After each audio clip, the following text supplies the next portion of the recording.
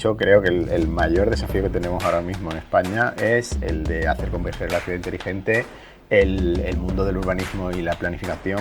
El ámbito de la gestión urbana es un ámbito tremendamente complejo, en el sentido de que tiene muchísimos factores que le influyen, solo que además todo está condicionado por la madre de todos los factores, que es el factor humano. ¿Pero ha dado el paso como para pensar sola?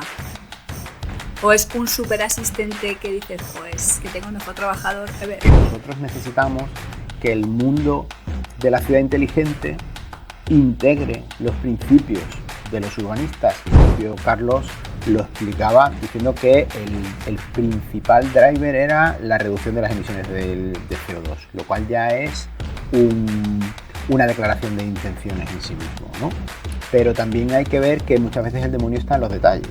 Las ciudades han intentado montar un tranvía o un metro súper deficitario, carísimo, que no tenían suficiente gente. Yo creo que hay muchísima gente que si tú le dices que no tiene que volver a conducir un coche en su vida, va a estar encantado. ¿Por qué vivimos en ciudades?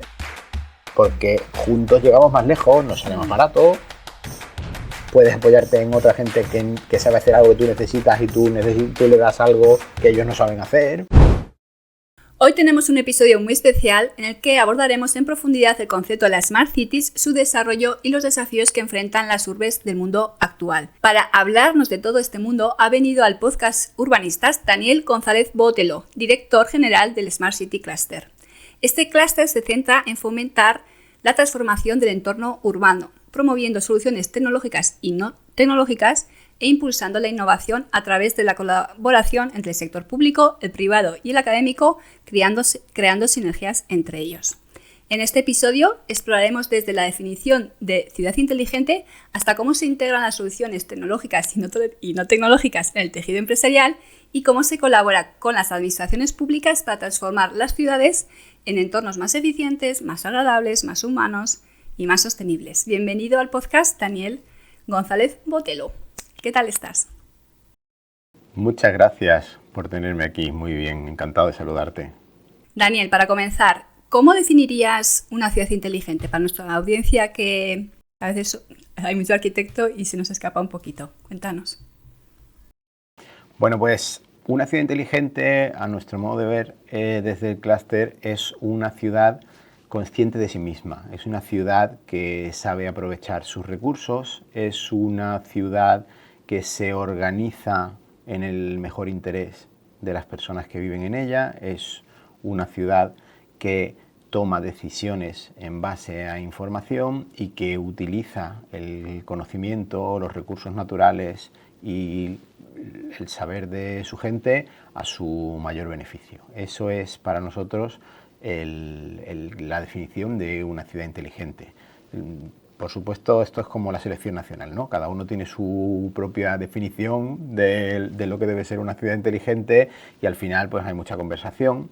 Hace unos años la ciudad inteligente se entendía mucho como la ciudad digital y es cierto que al principio esa definición pues era como cuando uno tenía un teléfono y pasa a tener un smartphone y de repente aquello se convierte en inteligente y la ciudad pues se utilizaba esa palabra smart para definir la ciudad inteligente, pero para nosotros va mucho más allá. La innovación tecnológica, especialmente las tecnologías de la información, los sensores, son una parte inevitable de las soluciones que necesitamos utilizar en la ciudad, pero desde luego no son ni muchísimo menos lo más importante que tienen, al contrario. Lo más importante que tienen es el factor humano, el conocimiento, las personas y la forma de organizarnos. Sí, además comentábamos que es como que los arquitectos van por un lado, los ingenieros van por las Smart Cities y tenemos que fusionarnos. Porque hasta que entró Manuel Tarín, para mí también era un poco un mundillo así como de ingenieros, con sus cosas, y vamos a intentar ir de la mano. ¿Te parece bien? A ver, tú ten en cuenta que si a los ingenieros nos dejas sueltos, rápidamente la liamos y nos ponemos ahí a hacer unas cosas tremendamente complicadas Sí, sí, y los sois. arquitectos, los urbanistas, los geógrafos y un montón de especialidades más centradas en las humanidades son los que nos bajan a tierra, nos aportan esa sensatez, nos aportan el para qué y nos aportan un poquito de rumbo que nos permite sobre todo el tener una ciudad mucho mejor que la que construiríamos los ingenieros solos. Sí, no sé, bueno, yo creo que entre vosotros pues os entendéis con vuestras cositas técnicas y no sé qué, y yo hago, venga. Y claro, los arquitectos están, no, la estética, la composición, las personas que sienten. Pero bueno, vamos a unir. Es muy importante. Sí. Es muy importante. No podemos dejarlo de un lado y de hecho creo que el mayor desafío que tenemos ahora mismo en España es el de hacer converger la ciudad inteligente, el mundo del urbanismo y la planificación, porque hay conversaciones separadas, paralelas casi. El mundo del urbanismo va un poco en su concepto. Hay otra corriente muy fuerte de la ciudad inteligente que tira de sus ideas y haríamos mucho mejor en tener espacios de diálogo común, entrelazarnos y creo que nos ayudaría mucho a los tecnólogos integrar esa visión del urbanismo y nos apoyaría y viceversa. Seguramente que los principios de la buena gestión de la ciudad les daría un impulso fuerte tener el apoyo convencido de la ciudad inteligente, sin duda. Es que incluso muchas veces en la administración van por separado, ¿no? Está por un lado el departamento de innovación, estaríais ahí, por otro lado el urbanismo y como que no se hablan y no sé. Esto vamos a solucionarlo. A ver, esto es un mal endémico que además es uno de los principales retos a los que se enfrenta la ciudad inteligente porque la organización es una de las principales, es la propia organización de los sistemas de gobierno de la ciudad, la administración pública, la administración local, la regional.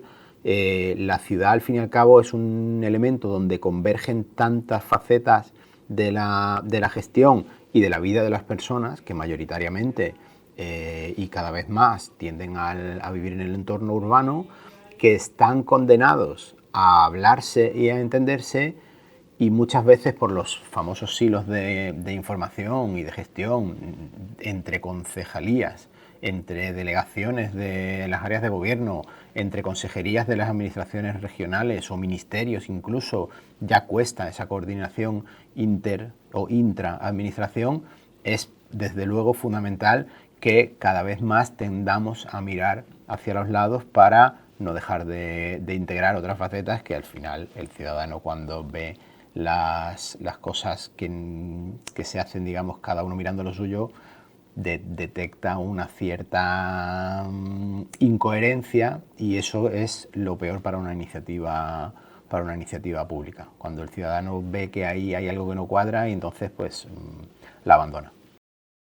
Sí, no, es que además es como que si tenemos los mismos objetivos. O sea, todo el mundo quiere una mejor ciudad, una ciudad que sirva mejor a los ciudadanos y ya está, cada uno, bueno, si hay que colaborar, se colabora. O sea, que es que, o hacer grupos multidisciplinares que imagino que ya se harán, ¿eh? Tampoco estaremos inventando nada. Sin duda, no es fácil, ¿eh? No es fácil. Vale, danos algún ejemplo de Smart Cities que tú consideres que lo estén haciendo muy bien.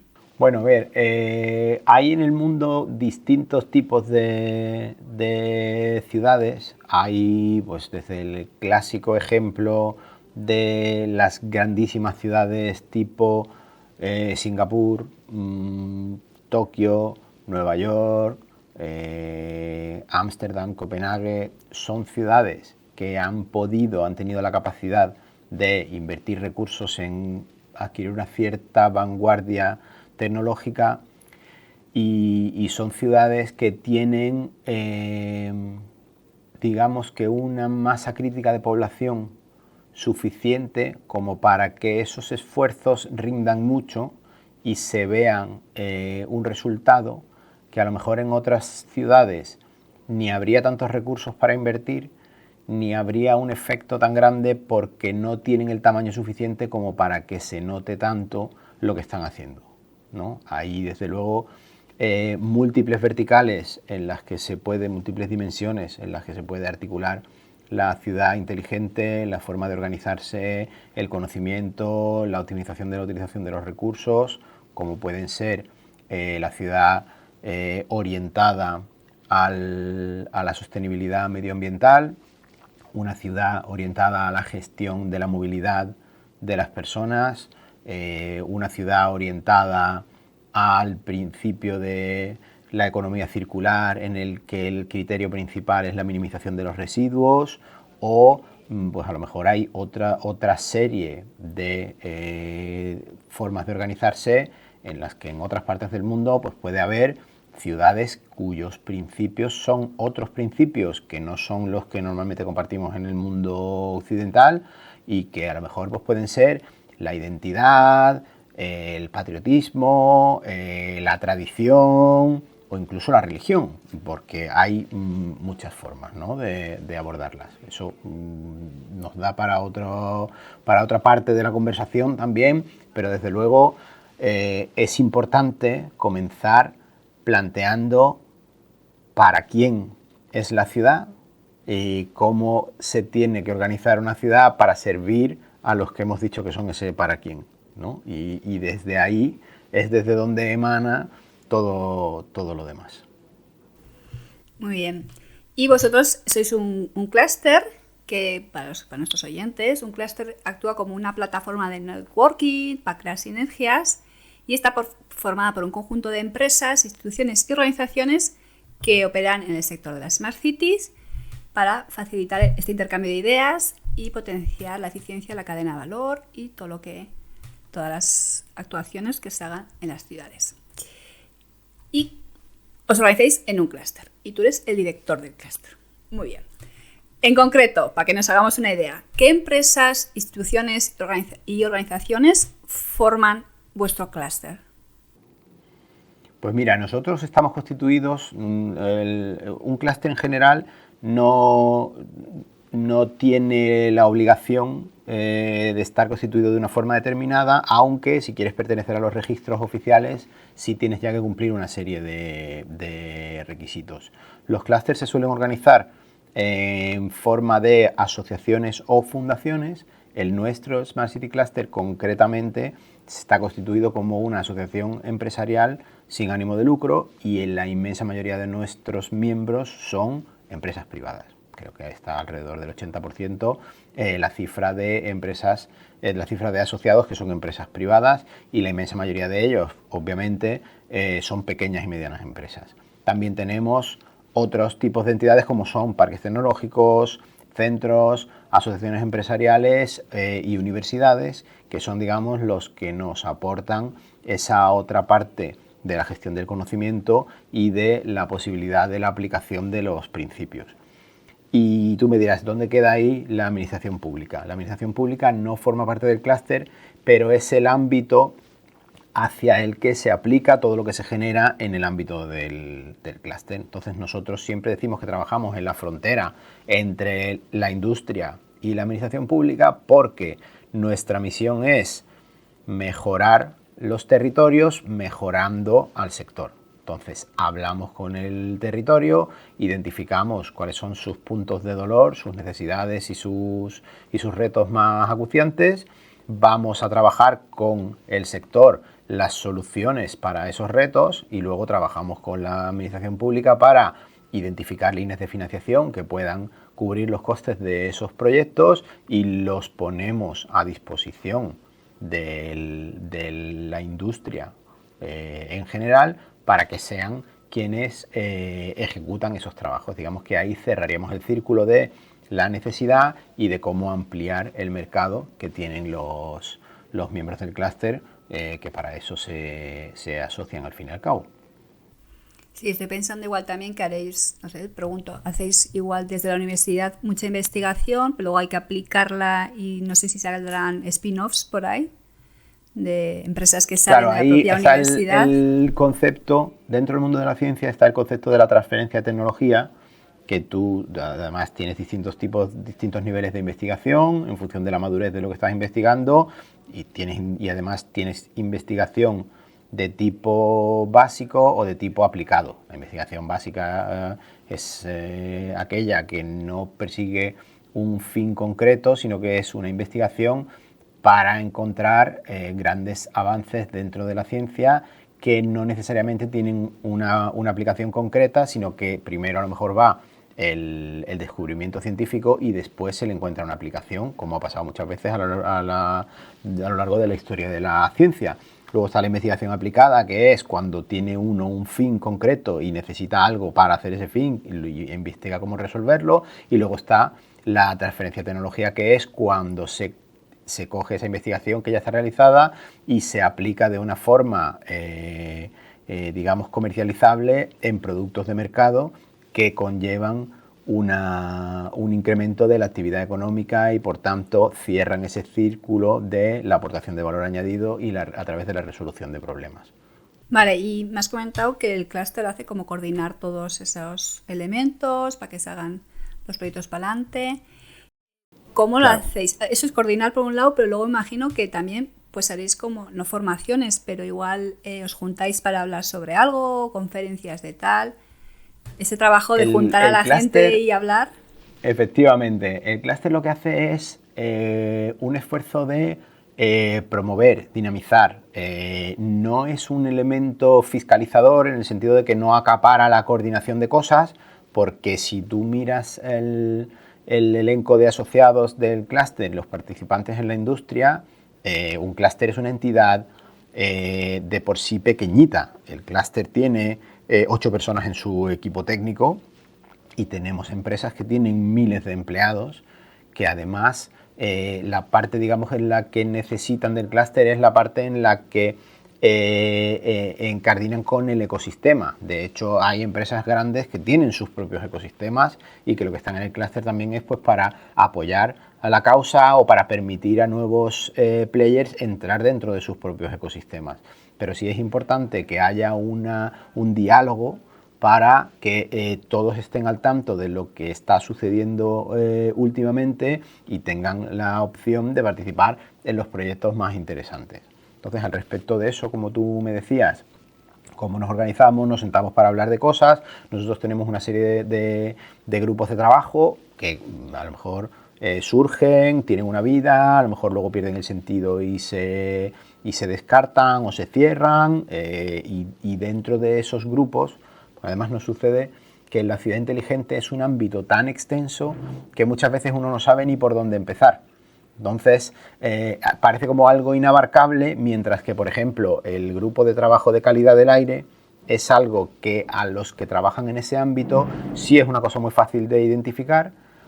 Alguien nos habría planteado pertenecer a un clúster de Smart Cities, pero en la vertical de calidad del aire están muy interesados porque ahí está la gente de España que más sabe al respecto, están las universidades que son las que tienen investigaciones en la materia y son los ayuntamientos los que se acercan porque tienen o bien una prioridad importante porque su calidad del aire es una de sus señas de identidad y de sus grandes valores, o bien porque tienen un problema, porque tienen un aire muy malo y necesitan hacer algo para remediarlo. Entonces ese espacio de diálogo en el que todo el mundo contribuye y se enriquece es donde realmente sucede esa creación de valor añadido, y ahí el papel del clúster es facilitar ese espacio, ¿no? El cubito, que es el dibujo que tiene el logo de nuestro clúster, es el espacio donde esa conversación se produce y donde ahí surge verdaderamente la colaboración y la cooperación, que es la clave de la vida de cualquier clúster. Es poner en contacto unos con otros,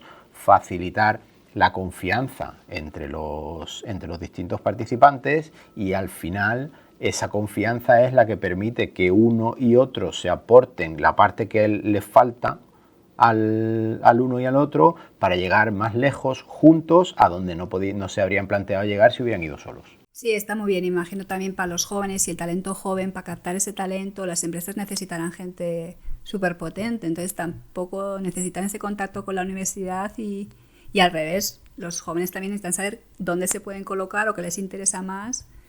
Eso desde el punto de los jóvenes, luego... Efectivamente, si te das cuenta, la universidad además no es la universidad, son muchas universidades, porque cuando estás hablando de grupos de investigación, cada grupo, digamos, que actúa de una forma relativamente autónoma. Entonces, son muchos puntos de conexión los que hay dentro de cada universidad, en los que a cada uno, pues no es lo mismo el de la Facultad de Comercio que el de la de Ingeniería, que el de la de los modelos de negocio de economía circular. No tienen nada en común entre ellos y, sin embargo, perteneciendo a la misma universidad, todos pertenecen de una forma o de otra al clúster y, por tanto, a la conversación que se produce en su interior. Y luego, no sé, me imagino, yo no estoy dentro, pero me imagino que igual para sacar un proyecto adelante, pues sí que puedes juntar varios grupos, o se pueden juntar y luego separar, o sea, no hace falta... Efectivamente, al final lo que se trata es de disponer un espacio donde haya una comunicación y entre ellos luego van viendo si nosotros tenemos que apoyarles, les apoyamos, cómo cada uno, digamos, tiene sus condiciones para participar en una iniciativa y al final, si todo está dentro del marco de lo aceptable por todos, pues se acaban juntando y acaban concurriendo o bien a solicitar un proyecto, o bien a buscar una financiación, o bien a tirar adelante con una investigación que al final satisfaga a todas las partes.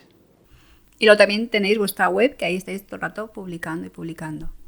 Está muy chulo. Efectivamente, hay una parte en la que la propia entidad, el equipo técnico del clúster, ejecuta también proyectos. Obviamente, esos proyectos aportan también una parte de financiación. El clúster es una entidad sin ánimo de lucro, pues siempre decimos que también es sin ánimo de quiebra porque está obligado a buscar los recursos para sufragar sus actividades. Entonces, esto, desde luego, no es algo que venga por la vía de las cuotas de asociado, que son un pequeño porcentaje del total del presupuesto anual, y el resto se consigue pues por la vía de participación en proyectos. Y lo más interesante es poder hacer ese tipo de proyectos en los que participan también algunos asociados y que eso pues al final deje un pequeño presupuesto dentro de la entidad gestora para poder cubrir los costes de la acción del equipo técnico del clúster. Muy bien. Y tú que estás metido ahí en el día a día, ¿qué retos más urgentes crees que necesitan las ciudades hoy en día? ¿Cómo lo ves? Que si tuvieras que decir, mira, esta actuación, por favor, es que es muy básica, yo que sé, igual, porque es un nodo que luego se encadena en muchas, te beneficia en muchos otros. O sea, ¿cuál es la clave que es como esto sí o sí, por favor, ya? El ámbito de la gestión urbana es un ámbito tremendamente complejo, en el sentido de que tiene muchísimos factores que le influyen, solo que además todo está condicionado por la madre de todos los factores, que es el factor humano, porque los que gestionan son personas, los que participan de la actividad económica son personas y los que utilizan, habitan y viven la ciudad son personas. Entonces, estas personas son las que condicionan con su comportamiento humano el hecho de que no se pueda gestionar todo como si fuera un algoritmo. Entonces, cuando tú enfrentas los problemas de las ciudades, los enfrentas para las personas que están viviendo la ciudad. Y ahí es donde tú empiezas a tener que separar por distintos ámbitos formas distintas de atacar la calidad de vida de la ciudad. Obviamente hay grandes problemas de la humanidad particularizados en la ciudad, y luego hay realidades locales en las cuales pues no es lo mismo una ciudad que tiene un problema de que está situada en una zona inundable y cuando cae una gran tromba de agua tiene una amenaza y hay que gestionarlo, que una ciudad dormitorio en la que el 80% de su población sale y entra todas las mañanas y tiene un reto de movilidad tremendo, o una población que le ha cerrado la principal fábrica y ha dejado al 40% de la masa laboral desempleada, o una ciudad que tiene un problema de despoblación grande y que se está dando cuenta de que se queda sin jóvenes y la población está envejeciendo, tiene cada vez menos capacidad de generación de recursos y tiene una necesidad de atención que no cubre los recursos que generan, con lo cual se convierte en un pueblo deficitario. Entonces, todas esas verticales son distintas verticales de la gestión que además hay que gestionar con un sistema garantista de gestión de fondos públicos, como tenemos nosotros en el mundo occidental, en el que se quiere hacer el mejor uso y la mayor eficiencia en el gasto. Concretamente, ¿cuáles pueden ser los grandes problemas de las ciudades? Pues a mi modo de ver, hay un problema muy serio del cuidado del medio ambiente, que es un problema que hay que gestionar, pero que no puede condicionar todo lo demás porque, como te decía antes, en el centro de todo el debate es para qué queremos gestionar la ciudad y para quiénes, ¿no? Entonces, si una faceta del debate nos condiciona a todas las demás, estamos tomando partido por un rasgo determinado en detrimento de los demás. Evidentemente, puesto que la población en las ciudades se incrementa cada vez más, es un problema la movilidad. La movilidad tiene que ser eficiente y tiene que ser sostenible desde el punto de vista económico, porque si no, al final lo que estamos es trabajando para unos sistemas de transporte deficitarios que no van a cubrir necesariamente las necesidades de la ciudad. Y sin duda alguna, últimamente hay un problema muy serio de salud dentro de las ciudades. La transformación digital es un tema que tenemos que vigilar y de una forma muy importante. Hemos visto cómo el advenimiento del teletrabajo ha cambiado la forma de decidir dónde uno vive y de desplazarse a la oficina y ha relativizado en muchas zonas la importancia que tiene de la dedicación de suelo a oficinas, y hay personas que ya no tienen que desplazarse, o incluso hay veces que se elige una ciudad determinada para vivir basándose en un criterio que es donde uno quiere vivir y no donde uno necesita vivir para poder trabajar, porque es el trabajo el que condiciona la decisión de dónde uno vive. También es verdad que es distinto dónde puede uno querer criar a sus hijos, y una ciudad que sea favorecedora de un entorno amigable y no hostil para criar una familia.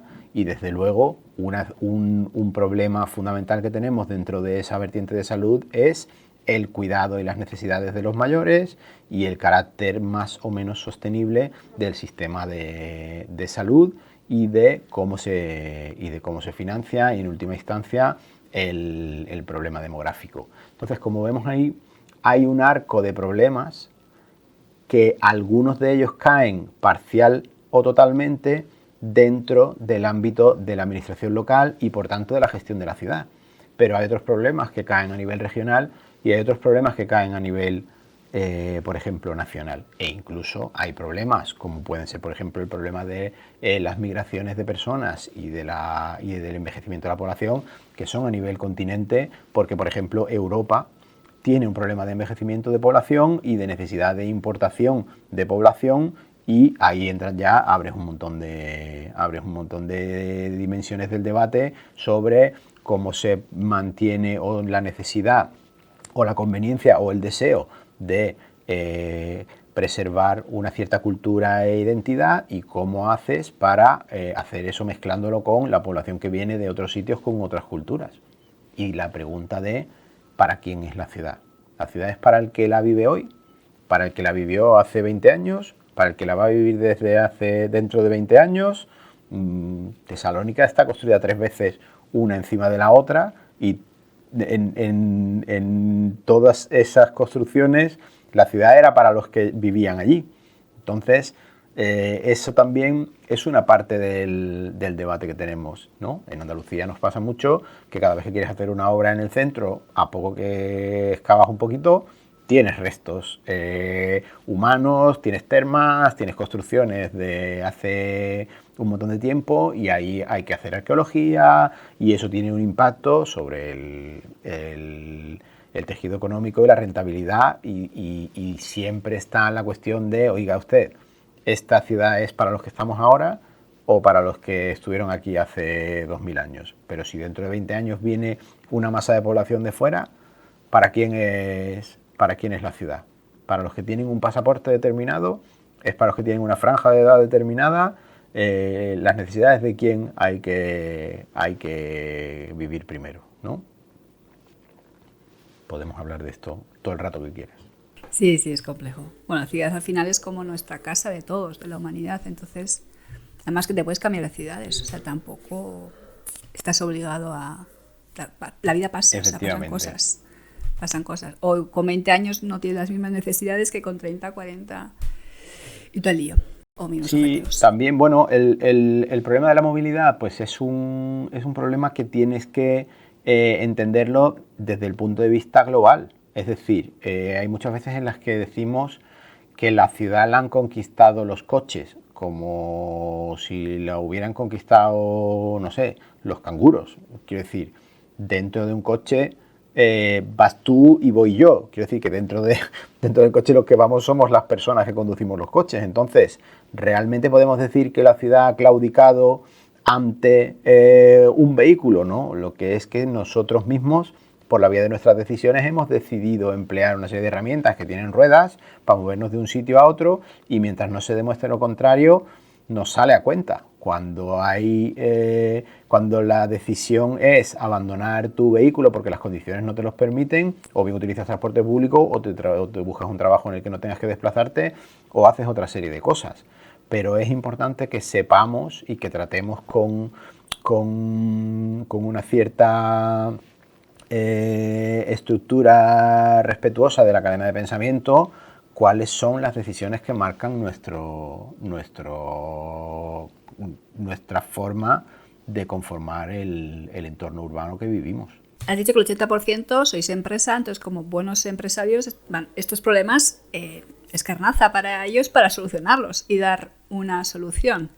Entonces, con el Smart City Cluster, estos desafíos o estos problemas que veis, ¿cómo los convertís a través de las empresas, supongo, en oportunidades? Por ejemplo, el problema de la movilidad, ¿qué empresas están trabajando en ellas y qué soluciones dan?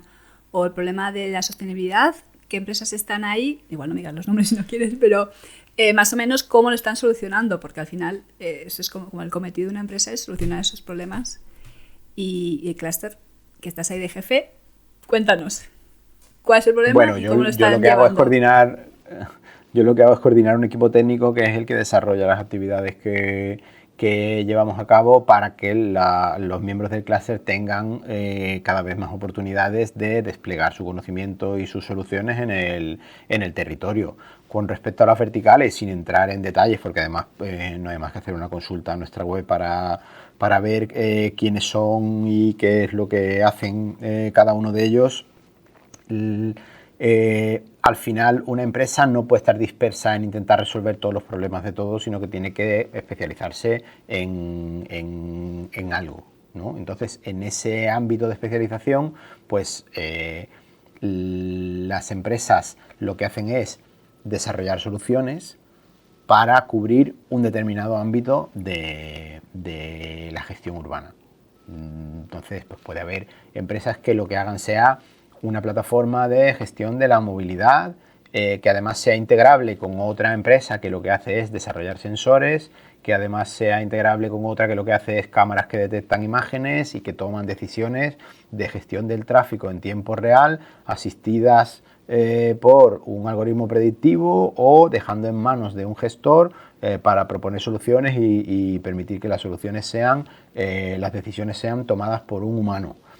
Alguien que en un momento dado pueda responder ante emergencias. Normalmente suelen ser la integración de varios tipos de soluciones en las que cada uno sea especializado y que para la resolución de un problema determinado necesitas de 4, 5, 6, tampoco 25 no es conveniente porque tendría una carga de gestión y de integración quizá excesiva, pero sí es donde cada uno cubre un pequeño ámbito de la solución y en función de las necesidades del territorio y de su grado de avance y de su situación pueden llevar a cabo una integración entre ellas mismas y proponer una solución a un reto determinado. Incluso dentro de esa propia cadena de valor que mencionabas antes, el propio descubrimiento del reto y el hecho de poner en conocimiento de muchas administraciones locales la posibilidad de que existe una solución a ese reto de esa forma, es en sí un trabajo que muchas veces ellos no tienen capacidad para resolver, tanto más cuanto más pequeño sea el municipio. Muchas veces es que los departamentos de los ayuntamientos Cuanto más pequeño es, menos gente tienen y al final lo que están es para gestionar su día a día y poco más. Entonces la parte que le queda libre para la innovación en la solución de problemas del ámbito urbano es muy pequeña. Y es ahí donde el clúster, haciendo de asistente realmente de identificador y de proponedor de soluciones que luego pueden venir los miembros del clúster a aportar, es donde tiene verdaderamente un papel que les viene muy bien a las ciudades, especialmente a las que no son ciudades muy grandes, para realmente encontrar ahí soluciones que les vienen prácticamente dadas, en el sentido de que lo que tienen que hacer es contarnos cuáles son los problemas que tienen y nosotros les podemos explicar que ya existe un estado del arte con unas soluciones que resuelven esto, que el coste que tiene es un coste determinado, que existen líneas de ayuda pues con fondos europeos o con fondos nacionales o con fondos regionales para que los ayuntamientos concurran por la presentación de un proyecto a una solución y que además les ayudamos a componerlo, a solicitar e incluso a ejecutar y a justificar las ayudas, porque la gestión de fondos públicos, como tendemos a ser tan garantistas en la buena ejecución de los fondos, no es trivial, o hay veces que requiere de una cantidad de burocracia y de papeleo que tampoco están preparados o dispuestos a hacer el personal de los ayuntamientos, porque no tienen capacidad suficiente, porque están centrados a lo mejor en la gestión de sus quehaceres cotidianos como para dedicarse a la parte de la innovación, y ahí es donde entramos nosotros. O sea que también dais servicio a estos ayuntamientos que no son tan grandes y pueden solicitar vuestra ayuda. Y que además también muchas ciudades tendrán los mismos problemas, o sea que no son los primeros, que seguramente ya lo habréis solucionado miles de veces. Claro, efectivamente, ahí la clave que tenemos nosotros es que nosotros les podemos aportar a este tipo de ciudades el conocimiento de la industria de una forma neutral. Es decir, yo no voy a decirle tengo a la empresa tal que te hace tal, sino que yo lo que hago es, mira, para tu problema existe este tipo de solución, podemos ir a esta convocatoria que está para resolver este tipo de problemas en la que ese proyecto sería elegible. Si tú no sabes redactarlo, yo te ayudo a componer un proyecto que luego te vayan a financiar. Si obtienen la financiación, ya ellos, dentro de su función como servicio público, ya invocan los procedimientos de contratación del sector público y nosotros ahí ya no entramos. Ya es el propio ayuntamiento con su máquina de contratación el que decide publicar una licitación, y ahí es donde el mercado ya entra a competir unos con otros y nosotros ya en esa parte no nos metemos, lógicamente, porque es que además ni nos corresponde ni sería beneficioso para nosotros decidir quién hace qué. Nuestra misión es tener esa conversación, ser propositivos, constructivos e idear proyectos y soluciones que vayan a mejorar el ámbito. Cambiando un poquito de tercio, la inteligencia artificial está ahí, o sea, ya está. ¿Cómo lo estáis viviendo? Es un término que cubre muchas cosas, ¿vale? Hay sistemas que son tan potentes que parece realmente que están pensando.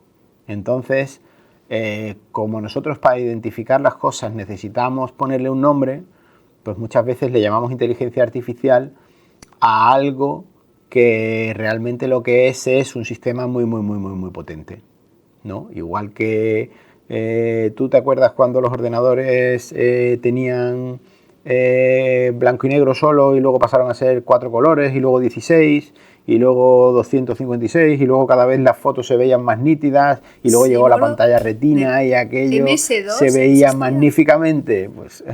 Pues eso es, lo que somos un poquito más mayorcitos, al final lo que vas teniendo es una capacidad que te hace a ti ver las cosas indistinguibles de lo que tienen por detrás. Entonces, cuando estamos hablando de inteligencia artificial, estamos viendo sistemas tan complejos con aplicaciones nuevas que tú puedes coger y sentarte y decirle a un Deep Search oye, quiero que me analices cuáles son los problemas más acuciantes del municipio de tal en el último año.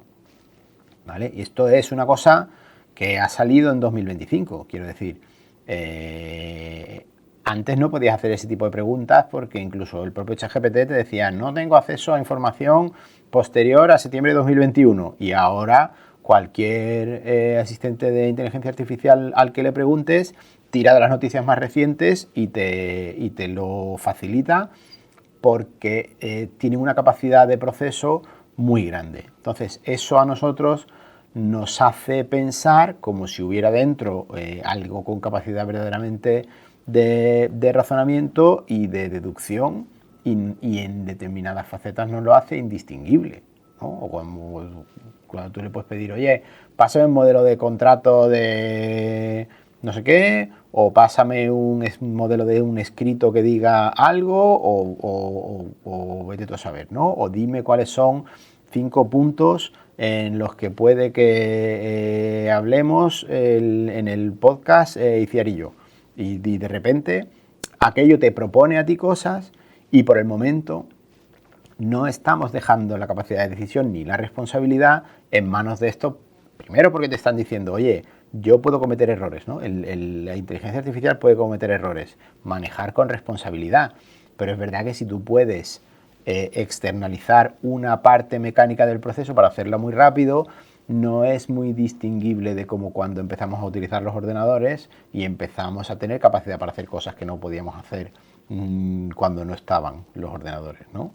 Entonces, cuando tú tienes una capacidad de análisis y de procesado muy grande, al final lo que estás teniendo es alguien que te puede identificar cosas de las que tú a simple vista no te habías dado cuenta.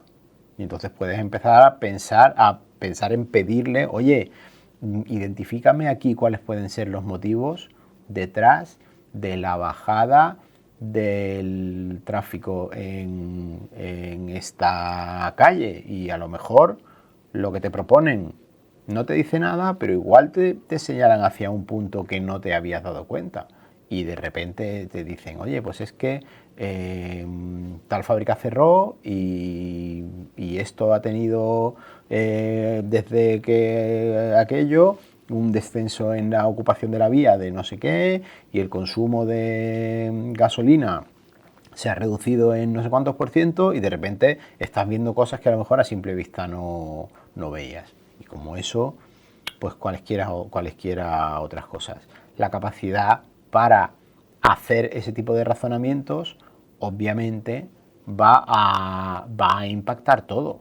Ya nuestros niños hacen los deberes preguntándole cosas a ChatGPT y a lo mejor para nosotros eso habría sido una herejía, pero es que es una herramienta real que tienes y además va tan rápido que ahí ya luego está el ámbito de la velocidad de adaptación de la administración pública a la innovación tecnológica, va tan rápido que vamos a tener que replantearnos cómo abordamos la curva de adopción de las tecnologías dentro de los procesos, porque lo que sí que está claro es que las empresas privadas, cuanto más pequeñas más, van a ser las más rápidas en adoptar ciertas tecnologías y ahí es donde verdaderamente se va a notar la diferencia. Es, no sé, yo desde fuera, porque o sea, analizando datos es como que analiza muchas variables, muchísimos datos, saca esos patrones y eso, en la ciudad pues el tráfico o estas cosillas sí que las puede controlar, que igual no tenemos capacidad los humanos, no sé. Es un mundo... Si al final es el uso que tú seas capaz de hacer de ello, porque igual le puedes preguntar determinadas variables que te ayuden a validar un modelo propositivo o le puedes realmente pedir una serie de recomendaciones y concluir que las recomendaciones que te han hecho son magníficas, o puedes concluir que ninguna te satisface. Entonces... ¿Pero ha dado el paso como para pensar sola? ¿O es un súper asistente que dices, joder, es que tengo el mejor trabajador? A ver. No, ahora mismo lo que es mucho más un súper asistente que cualquier otra cosa. Lo que pasa es que las cosas que ese superasistente te puede dar son cada vez más potentes. Igual que tú imagínate que hubiera un puesto de trabajo que consistía en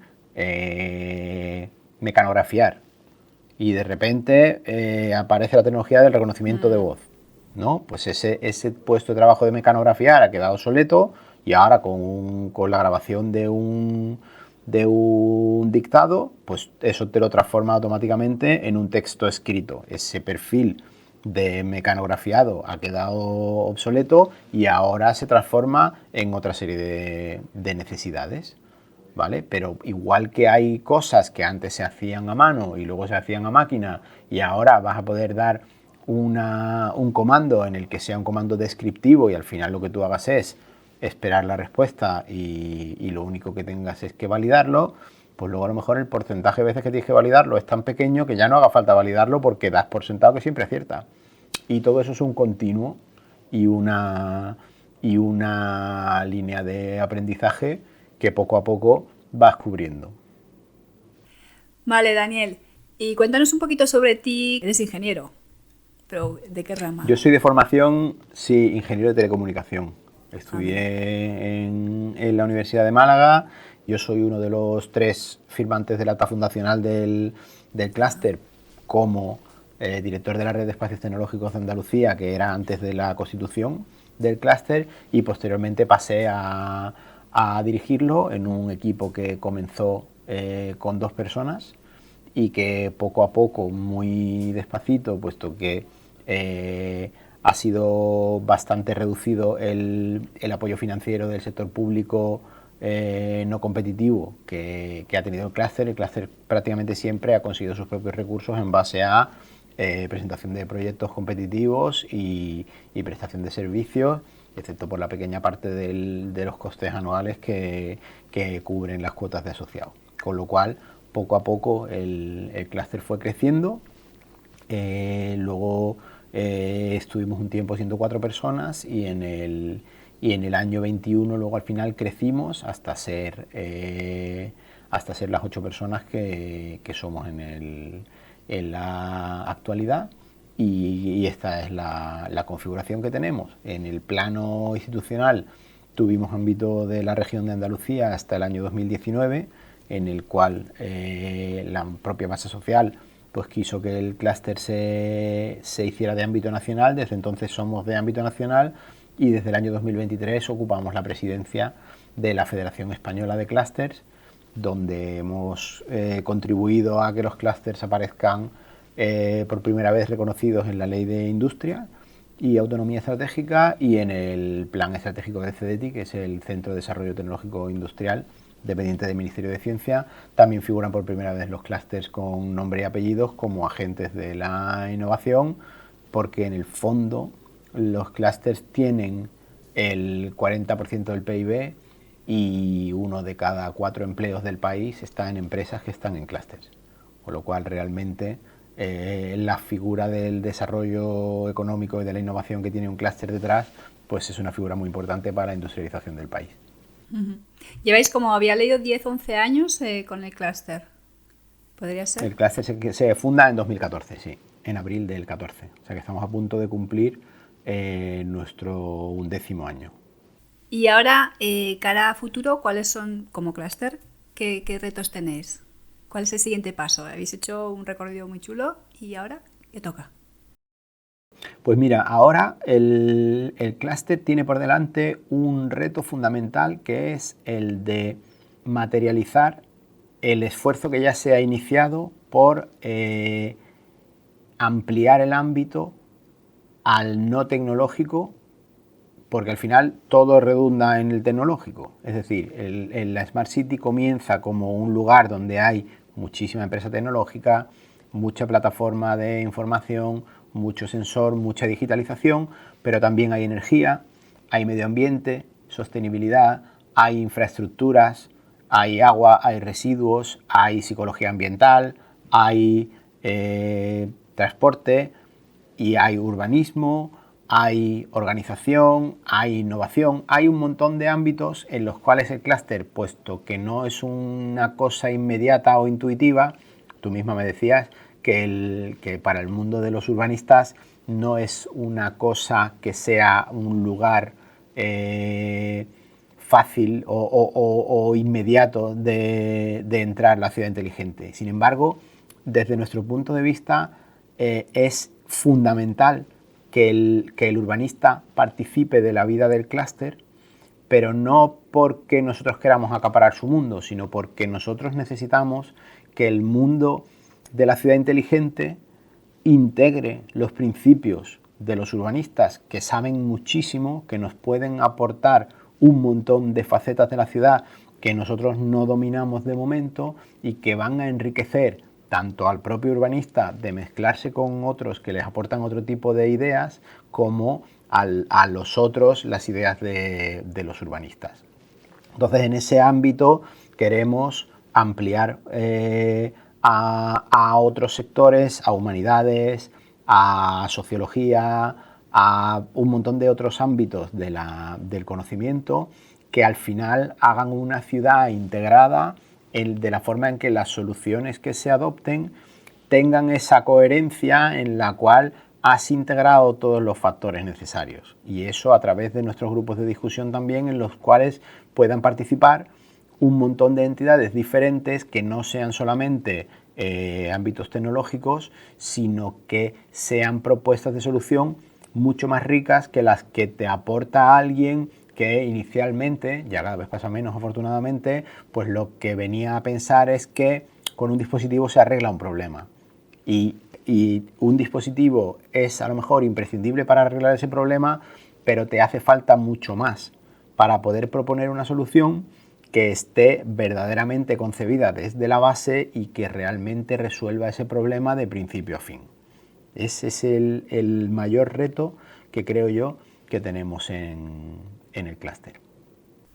Sí, yo cuanto más os conozco es como que veo que los que vais de las cities, Smart Cities, es como a lo ya heredado, a lo que ya está, pues intentáis sacar información, cómo se podría mejorar, o sea, cómo hacer eficiente lo que ya está. Y los urbanistas estamos pensando en más de cómo podría ser, pero más la ciudad, o sea, la ciudad en sí como... A veces es peor, ¿eh? A veces hay intervenciones que lo empeoran. Pero es como, yo hago la ciudad y luego vosotros lo hacéis eficiente. Entonces, sí que lo veo que nos podemos ayudar en el sentido de que vosotros, los datos de este modelo es más eficiente por esto, pues esos datos es como, vale, pues vamos para allá. Y se construye así, ¿sabes? No que vayáis por detrás, sino a la vez y aportarnos datos, porque muchas veces en urbanismo se toman decisiones como muy intuitivas o muy asociadas a la historia, pero que no por eso son mejores, o depende de qué son mejores y depende de qué no lo son. Entonces, bueno, ahí se puede trabajar en conjunto. Claro, es que de hecho no debemos llegar a un punto en el que no venga uno primero y el otro después, sino en el que nos sentemos y a la vez analicemos un problema, veamos qué tipo de soluciones hay, incluyendo a todas, y propongamos soluciones nuevas para problemas determinados, incorporando a todos. Porque además, al final, cada especialidad va a aportar una parte de la solución sin la cual la solución es incompleta. Porque tú, al final, si estás sensorizando una ciudad entera y no tienes claro ni para qué, ni con qué beneficio vas a sacar, ni qué tipo de acciones vas a tomar después, ni a quién has tenido en cuenta a la hora de diseñar tu proceso. Tú analizas qué es lo que quieres hacer con la ciudad, incorporas a la gente que sabe del ámbito urbano en muchas disciplinas diferentes y aportando con un proceso de coordinación, que ahí es donde el clúster es verdaderamente útil, porque además muchas veces grandes especialidades de lo suyo tienen dificultad para comunicarse, no porque no se entiendan, sino porque realmente la disciplina de cada uno es la más importante para cada uno y tiene que haber una capa de coordinación de la idea a la hora de buscar la solución que facilite y que catalice la integración de todos los ámbitos, ¿no? Lo hemos visto recientemente, por ejemplo, en las iniciativas que hay para la ordenación de los espacios productivos y los polígonos industriales, y una de las verticales es la de la gestión de los residuos. Sin embargo, eso se hace de espaldas a la parte del gobierno que está responsabilizada de la economía circular en el ámbito de sostenibilidad y medio ambiente. Pues eso somos nosotros los que tenemos que decir, señores, para este tipo de soluciones nos hace falta esta disciplina y esta otra. Y no vamos a ir adelante porque si lo hacemos sin ellos, la solución que propongamos va a ser incompleta. Entonces, esa sistemática de gestión de la innovación en el ámbito multidisciplinar es la que nos va a permitir que lo que se proponga con una gran coherencia interna, que es un ingrediente fundamental para que los proyectos propuestos tengan un alto grado de adopción y de utilidad y sean verdaderamente de impacto para la población. Sí, y una aplicación yo que la veo ya es el tema de la movilidad, porque hay tipologías de calles o de barrios y tal, que es como vamos en contra de la movilidad desde el principio. Pero claro, si eso no se mide y no se cogen datos y te están diciendo, hey, que esto para la movilidad va fatal, o la típica de muy baja densidad, mucho despacio, es como, dame los números de cuánto estamos gastando ahí ineficientemente. Pero desde el principio, no, porque es que cuando construyes la ciudad siempre se está transformando, pero que no es fácil, o sea, transformar un lugar cuesta mucho. Hay muchos recursos, muchos tiempos. Entonces, desde el principio ya decimos, así no, por esto y esto y esto, y esos datos los podéis dar vosotros. Fíjate. Pues ahí sí que lo veo súper directa la ayuda, la colaboración. Ahí has dado con un ámbito que es súper significativo. Tú tienes, por ejemplo, la forma de hacer un desarrollo urbano nuevo, por ejemplo, ¿no? Ahí claramente hay una parte de urbanismo irrenunciable. Sin embargo, tú tienes que entender cómo funciona el ayuntamiento por dentro, porque cuando alguien habla del problema de movilidad, depende del área de movilidad. ¿El área de movilidad se habla con urbanismo? ¿Son la misma área o son distintas? ¿Qué tal se llevan los concejales? Ya, bueno, esa es otra. ¿Quién tiene la encomienda del desarrollo del suelo? ¿Es una pastilla grande que se le ha dado a una empresa privada? Si tú tienes una empresa privada, a la cual no estoy en absoluto demonizando para nada, pero lo que necesitamos es entender, para saber por qué suceden las cosas, si a esa empresa tú le cedes todo el desarrollo, el responsable lo que tiene que hacer es maximizar el valor para el accionista y te va a proponer un modelo de desarrollo urbano en el que el rendimiento de su inversión sea el máximo, porque así es como está estructurado la arquitectura de incentivos que tienen eso. Y luego, si esa movilidad hacia afuera es más o menos conveniente para el resto de la ciudad, eso es problema de otro. Y debe la entidad local velar porque haya una serie de compromisos de forma que las cosas se hagan con unos criterios de los cuales debe ser dueño el propio ayuntamiento y debe facultar, o incluso si tiene que subir a nivel de alcaldía, tendrá que subir a nivel de alcaldía para que los principios que más interesan a la ciudad sean los que diga la propia entidad local y que ese proceso de asignación de responsabilidades contemple lo que decíamos antes, que es, oye, la información que te da el tecnólogo, el conocimiento que te da el urbanista, pero también las soluciones tecnológicas que te dan los nuevos modelos de gestión basados en las nuevas tecnologías para que tú con determinada tecnología puedas decidir un modelo u otro y además ver qué impacto tiene eso en la rentabilidad de la inversión de alguien a quien tú le has pedido varias decenas de millones de euros por el suelo y que te está diciendo, oiga usted, es que yo me estoy jugando aquí un montón de millones y necesito que esto tenga un determinado grado de rentabilidad. Es decir, es muy importante que entendamos cómo hemos llegado a cada una de esas soluciones, porque si no, al final nos dedicamos a rasgarnos las vestiduras, los urbanistas dirán esto es una barbaridad, la empresa dirá qué quiere usted que yo haga, y cada uno al final, pues esto será una especie de resultado medio azaroso del movimiento esperable de cada uno de los actores que participan en un proceso. Sin embargo, con ese grado de coordinación y de liderazgo, al final, estableciendo una serie de objetivos irrenunciables, es cuando esa integración puede hacerse de un modo constructivo y positivo. Yo no creo que, no lo sé, pero habrá casos y casos, pero no tiene por qué ser perjudicial para las empresas. O sea, quiere decir que muchas veces también los ciudadanos, como que tenemos la idea feliz de vivir no sé cómo, o sea, el propio ciudadano, y es como, de verdad, a veces es un mito, tampoco te sale a cuenta un tipo de urbanismo como ciudadano, pero como tenemos esas... O sea, que creo que hay mucho trabajo de comunicación también a todos los niveles. Y no tiene por qué ser la generación de expectativas. La generación de expectativas. Si la empresa se va a adaptar a los condicionantes que tú le pongas. Si tú le dices vas a tener las manos libres para hacer lo que tú quieras, hará sus cuentas y dirá mi rentabilidad esperada es esta, yo puedo poner esto encima de la mesa y retornar esto otro. Ahora, si tú dices, mira, de aquí no te vas a poder mover, pues entonces los números que hagan serán otros y decidirán si les sale a cuenta o no, como el problema que hay ahora mismo con las viviendas de protección oficial, que casi nadie quiere hacer porque los precios que están fijados por la ley prácticamente no permiten retornar a la inversión. Luego la vivienda de protección oficial es cero, pero eso es un problema de regulación. No es que las empresas sean malvadas o que sean nada. La gente lo que quiere es trabajar y vivir. Si no se trata de que aquí estemos persiguiendo hacer el mal. Hace falta un esfuerzo importante de coordinación y sobre todo ver que lo que estemos persiguiendo realmente sea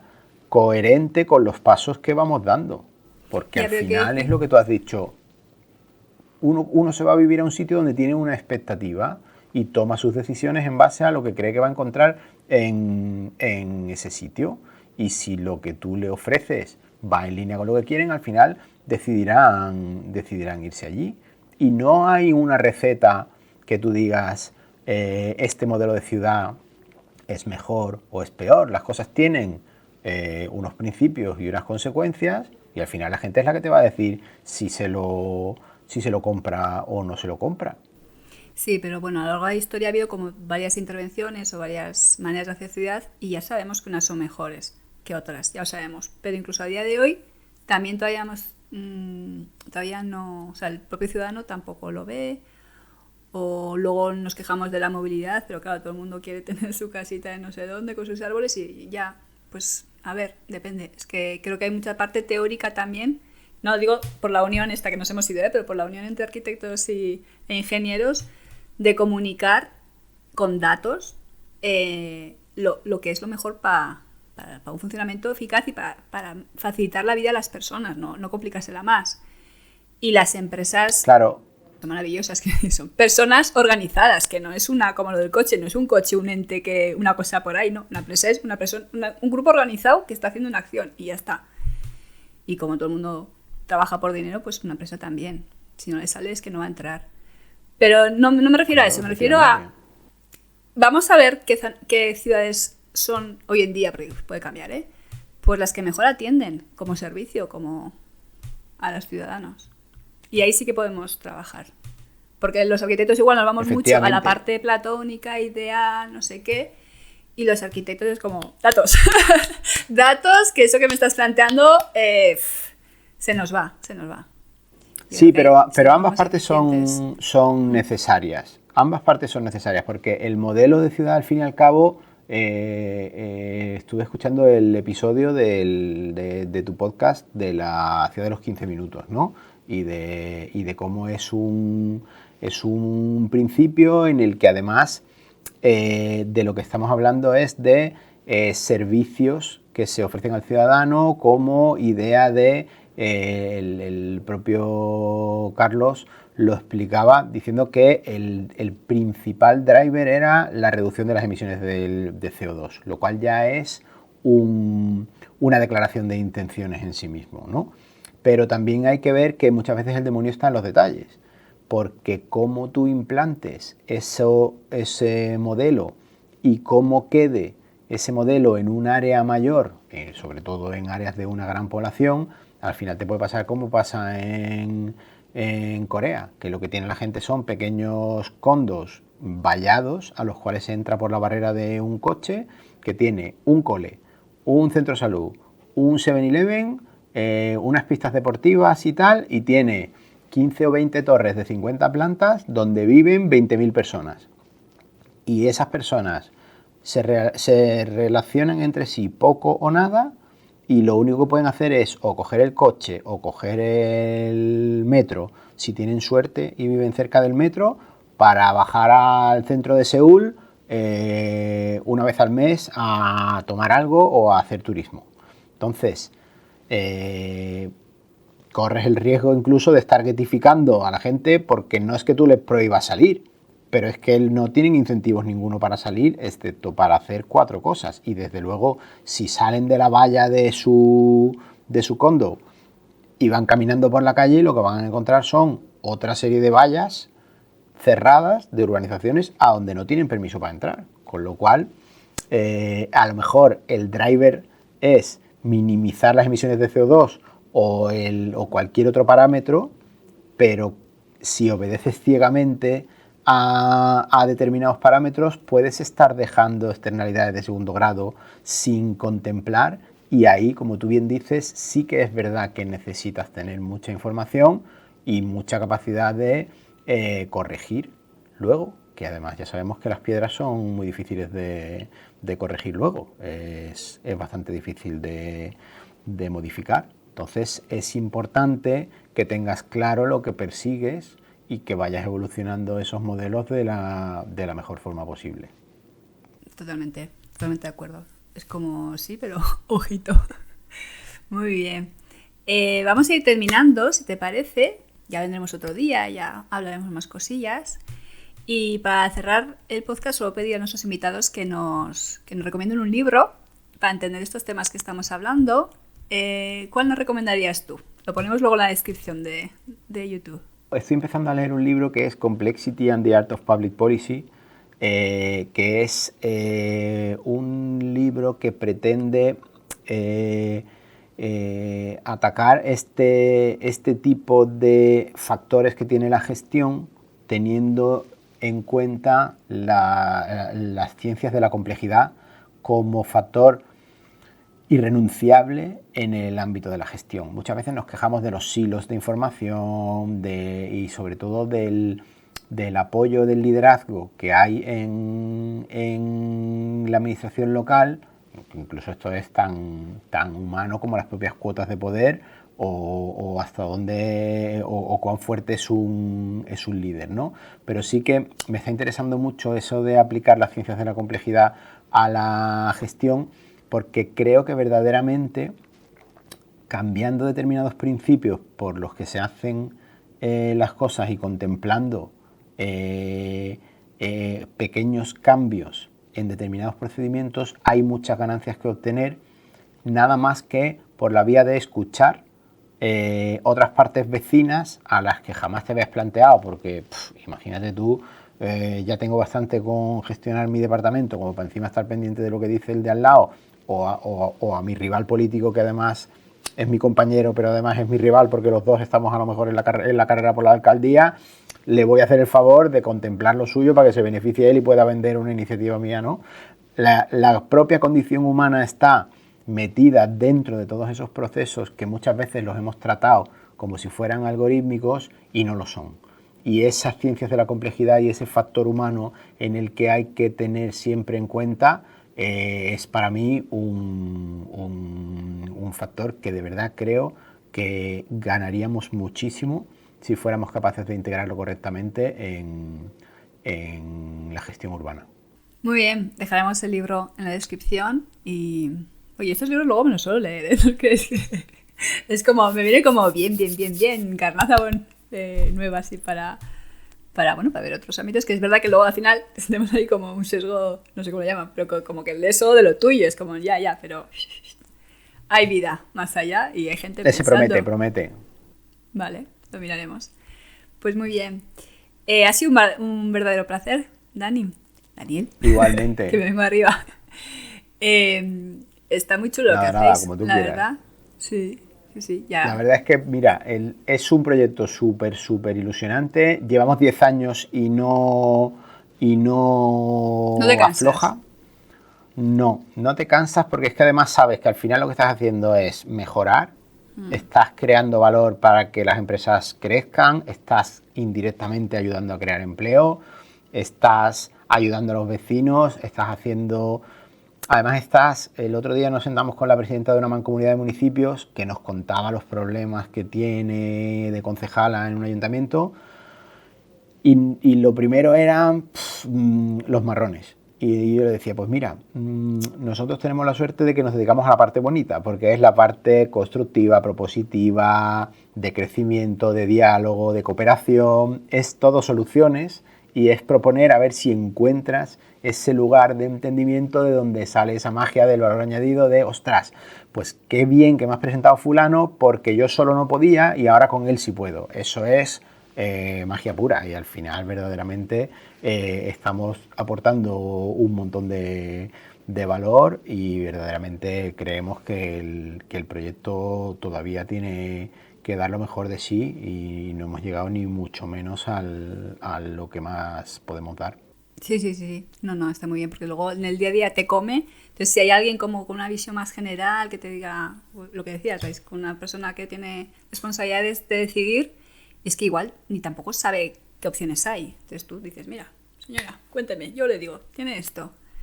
Así podemos avanzar. Estamos deseando que se vengan los urbanistas al clúster, que nos den la turra arquitectónica, porque aunque al principio pueda parecer un ámbito un poco extraño, es verdaderamente un balón de oxígeno. Nosotros lo seremos también para vosotros, a buen seguro, en el que os podemos dar dimensiones que a lo mejor no habíais contemplado y podéis enriquecer también vuestra práctica y desde luego que pueden salir cosas muy buenas. Sí, te traeremos más para que nos hagas un review del año. Venga, a ver, este año, chicos. Atentos. Fantástico, cuando quieras. O no sé, haréis eventos, me imagino. O grupos de trabajo. Sí, no sé, por supuesto que sí, por supuesto. Grupos de trabajo también y reuniones también hacemos unas cuantas. Así que os invitaremos, claro que sí. Claro que sí. Muy bien, pues espero que esta conversación sea el inicio de una unión muy fructífera. Todo por las ciudades. Seguro que sí. Muy bien, muchas gracias. Pues ya nos veremos Muchas ya seguiremos en contacto, seguro. Nos juntaremos por aquí y por allá. Además, el mundo es Smart Cities y así, bueno, es muy interesante. Yo ya te digo, el tema de la movilidad, yo súper claro. Súper claro. Es que por las dos partes, nos podemos ayudar en plan de ¿a dónde vais? Vosotros que nos digáis ¿a dónde vais? Que esto es una movida platónica. O modas también, que se dan. Y... Bueno, a ver, Madrid se dice que tiene muchos coches, pero tiene mucho más transporte público. O sea, el transporte público de Madrid es alucinante lo que mueve eso. ¿Qué pasa? Que en Madrid hay tantos millones de personas que montes lo que montes te va a servir y te va a aliviar. ¿Cuántas ciudades han intentado montar un tranvía o un metro súper deficitario, carísimo, que no tenían suficiente gente para justificarlo y que parecía que era la solución a todos los problemas, por no hablar de la descarbonización, el uso de las tecnologías de la movilidad personal y cualquier otro tipo de cosas que al final, si no tienes en cuenta el uso individual que la gente quiere hacer y de dónde venimos, no tiene sentido tampoco ni demonizar a los fabricantes de coches, ni demonizar a la gente que quiere ir en coche, porque, tío, tú mientras tengas que ir al supermercado a gastarte la pasta en un carro, meterlo en la parte de atrás de tu coche y llevarlo a tu casa, si no hay una alternativa viable para una familia de 4 o de 5 a eso, pues vas a tener que seguir haciéndolo. Y para eso necesitas un coche. Y para eso necesitas carreteras. Si hay otra forma de organizarse, yo creo que hay muchísima gente que si tú le dices que no tiene que volver a conducir un coche en su vida, va a estar encantado. Y que se convierta el coche, el conducido por uno, en un objeto de poco menos que de lujo o de deseo, no sé, cuando uno pasa el tiempo libre y disfruta conduciendo, pero no para la cotidianidad. Ahí el mundo de la innovación es fundamental. No, sí, yo creo en la libertad y que cada uno mira su tiempo, que también es un recurso súper valioso, y su dinero. Y la gente no es tonta, Claro. no es tonta. Hace lo que mejor, bajo qué su vivimos en situación ciudades? actual, sí. Pues nos compensa. ¿Por qué vivimos en ciudades? Pues porque juntos llegamos más lejos, nos sale más barato, puedes apoyarte en otra gente que sabe hacer algo que tú necesitas y tú le das algo que ellos no saben hacer, y al final así, que sí, pero que somos nosotros los que nos hemos organizado así, no es esto un invento de alguien que haya dicho voy a hacer un sistema muy malo para darle morcillas a la gente. Nadie Al obliga, contrario. oye, vete a vivir aquí. No, somos bastante libres. Y luego, pues, bajo tu circunstancia y tu presupuesto y tu tiempo, es lo que hay. Entonces, Correcto. pero bueno, nuestro trabajo es eso, hacerlo lo mejor posible y que luego la gente elija la mejor opción. Y ya digo, iba por etapas, Correcto. He tenido etapas de todo, es que de todo, ya, de todo. Así que ya está bien. Muy bien, Daniel, pues muchas gracias. Y a todos los que nos estáis oyendo, que seáis empresa, que estéis en el mundo del urbanismo, dejamos abajo en la descripción del vídeo vuestro enlace, el enlace al clúster, y todo el mundo que esté interesado para dentro del clúster y ya veis el mundillo que hay ahí. Y yo también me lo voy a pensar, voy a cotillar, a ver qué se puede hacer ahí. Y para nuestros oyentes, pues gracias por acompañarnos en este episodio con Daniel. Acordaos de suscribiros al canal para que podamos traer más gente, darle al like y activar la campanita y compartirlo con vuestros amigos. Tú también, Daniel, compártelo con tus amiguitos cuando salga este podcast.